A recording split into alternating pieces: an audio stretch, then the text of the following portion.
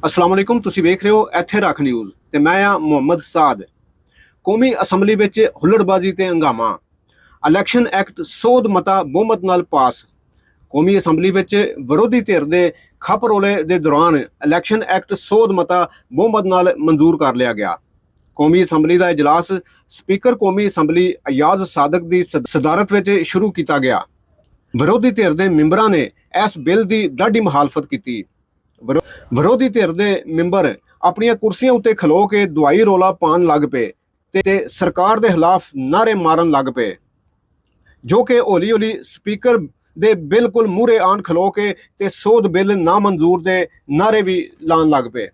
ਸੋਧ ਬਿੱਲ ਦੇ ਮੁਤਾਬਕ ਚੋਣ ਨਿਸ਼ਾਨ ਲੈਣ ਤੋਂ ਪਹਿਲਾਂ ਉਮੀਦਵਾਰ ਨੂੰ ਪਾਰਟੀ ਟਿਕਟ ਵੀ ਚੋਣ ਕਮਿਸ਼ਨ ਵਿੱਚ ਜਮ੍ਹਾਂ ਕਰਵਾਉਣਾ ਹੋਵੇਗਾ। ਪਾਰਟੀ ਟਿਕਟ ਜਮ੍ਹਾਂ ਨਾ ਕਰਵਾਉਣ ਵਾਲਾ ਉਮੀਦਵਾਰ ਆਜ਼ਾਦ ਉਮੀਦਵਾਰ ਮੰਨਿਆ ਜਾਵੇਗਾ।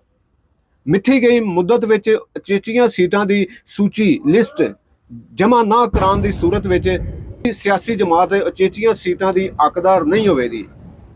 ਸੋਧ ਬਿੱਲ ਮੁਤਾਬਕ ਉਮੀਦਵਾਰ ਵੱਲੋਂ ਮਿੱਥੇ ਗਏ ਵਕਤ ਵਿੱਚ ਇੱਕ ਵਾਰੀ ਕਿਸੇ ਵੀ ਸਿਆਸੀ ਜਮਾਤ ਦਾ ਮੈਂਬਰ ਬਣਨਾ ਪਵੇਗਾ, ਜੋ ਕਿ ਬਦਲਿਆ ਨਹੀਂ ਜਾ ਸਕੇਗਾ। ਪੀਟੀਆਈ ਦੇ ਵਿਰੋਧੀ ਧਿਰ ਦੇ ਆਗੂ ਅਲੀ ਮੁਹੰਮਦ ਖਾਨ ਨੇ ਕਿਹਾ ਕਿ ਚੋਣ ਐਕਟ ਸੋਧ ਮਤਾ ਗੈਰ ਆਇਨੀ ਹੈ। ਕਿਕਨ ਕਾਨੂੰਨ ਸਾਜ਼ੀ ਕਰਕੇ ਸੁਪਰੀਮ ਕੋਰਟ ਵੱਲੋਂ ਦਿੱਤੇ ਗਏ ਸਾਡੇ ਹੱਕ ਨੂੰ ਸਾਡੇ ਕੋਲੋਂ ਖੋਇਆ ਜਾ ਰਿਹਾ ਹੈ।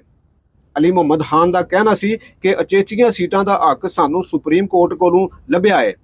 ਸੁਪਰੀਮ ਕੋਰਟ ਨੇ ਸਾਡੇ ਹੱਕ ਵਿੱਚ ਫਤਵਾ ਦਿੱਤਾ ਹੈ ਅਤੇ ਤੁਸੀਂ ਉਹਨੂੰ ਬਦਲਣਾ ਚਾਹੁੰਦੇ ਹੋ। ਤੁਸੀਂ ਕਿੰਜ ਸਾਡੇ ਕੋਲੋਂ ਸਾਡਾ ਹੱਕ ਖੋ ਸਕਦੇ ਹੋ। ਚੋਣ ਐਕਟ ਸੋਧ ਬਿੱਲ ਸਿਆਸੀ ਮਕਸਦ ਲਈ ਪੇਸ਼ ਕੀਤਾ ਗਿਆ ਹੈ। ਪੀਟੀਆਈ ਦੇ ਆਗੂ ਅਲੀ ਮੁਹੰਮਦ ਖਾਨ ਨੇ ਕਿਹਾ ਕਿ ਇਸ ਕਾਨੂੰਨ ਦੇ ਰਾਹੀਂ ਪਾਰਲੀਮੈਂਟ ਨੂੰ ਸੁਪਰੀਮ ਕੋਰਟ ਤੇ ਹਮਲਾ ਕਰਨ ਲਈ ਵਰਤਿਆ ਗਿਆ ਹੈ।